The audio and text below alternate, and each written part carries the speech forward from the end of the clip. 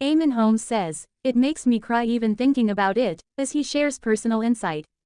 Former This Morning presenter Eamonn Holmes is known for his no-nonsense approach on TV, but he's now revealed a completely different side to his personality. Former This Morning presenter Eamonn Holmes has revealed his sentimental side, naming the 1995 romantic comedy drama, The American President, as his favorite film. "It's a beautiful love story," he said, urging that it's a must-see for everyone. Eamonn, who has been through 2 divorces, admitted that even just thinking about the film brings him close to tears. The American President tells the tale of a widowed U.S. president, portrayed by Michael Douglas, who embarks on a romance with an environmental lobbyist amidst the pressures of re-election. Speaking on his podcast, Things We Like with Eamonn and Paul, Holmes highlighted a defining scene from the movie. Michael Douglas is pushed to the brink. He's criticized for dating this woman, "It makes me cry even thinking about it," and he gives the most beautiful speech. "If I could give one speech of my life, it would be like that." Written by The West Wing's Aaron Sorkin, the film is packed with Sorkin's signature pithy dialogue, some of which even made its way into some real-life political discourse, famously being reused by Australian politician Anthony Albanese in a 2012 speech. Nevertheless, for Eamonn, it is the sweeping romance of the story that resonates the most. In a voice choked with emotion, he evocatively recounted one key line from the film: "He's loved 2 women in his life and one died. But his punchline is, 'My name is Andrew Shepherd and I am the president.' That's the moment when I want to stand up and cheer," Eamonn expressed. "I find it's the most uplifting, beautiful love story of a film." He confessed to his incurable romantic nature, stating, "I'm a sucker for sentimentality, I really am." Eamonn Holmes has been dating 43-year-old Katie Alexander following his divorce from Loose Women star Ruth Langsford. While marriage counselor Katie accompanied Eamonn to London ahead of the Television and Radio Industries Club (TRIC) Awards, she was a surprise no-show at the ceremony itself.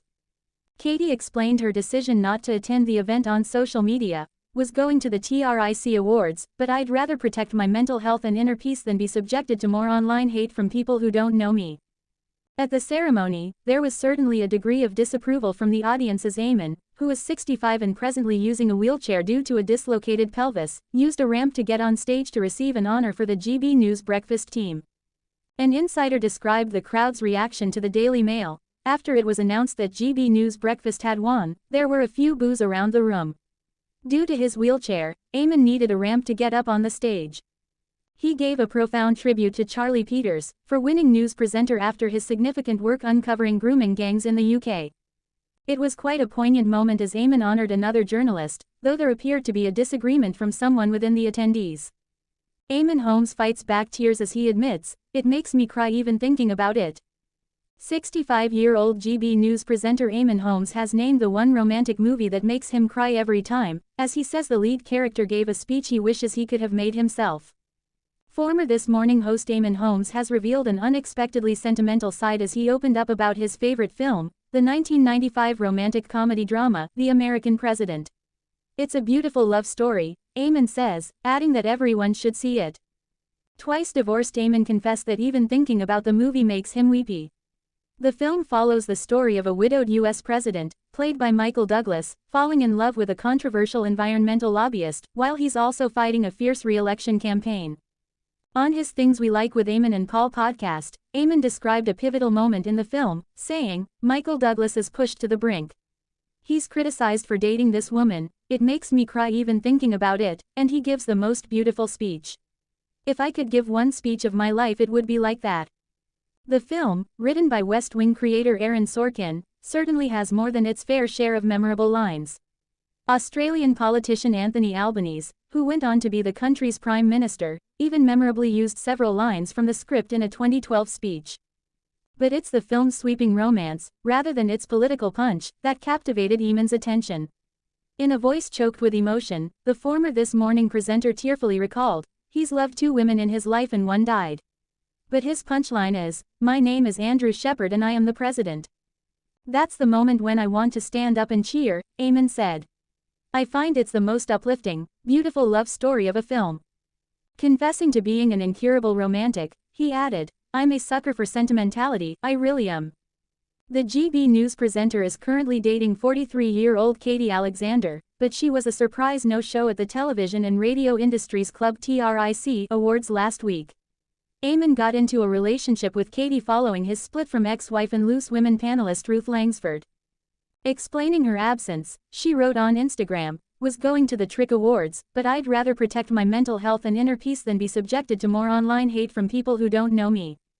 There was reportedly some pushback among the TRIC audience as 65-year-old Eamonn, currently using a wheelchair as a result of a dislocated pelvis, climbed a ramp to accept an award on behalf of the GB News breakfast team.